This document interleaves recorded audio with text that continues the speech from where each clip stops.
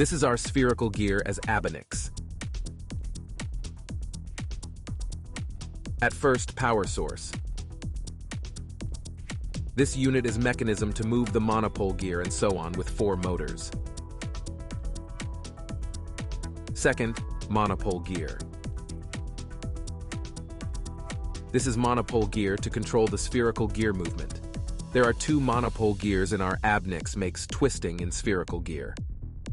Third, spherical gear. This is main unit as the spherical gear that has 3 degrees of freedom. Install a device to control the movement of the spherical gear.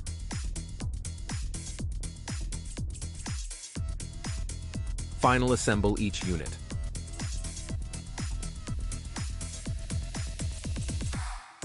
Finally, our ABENICS is completed.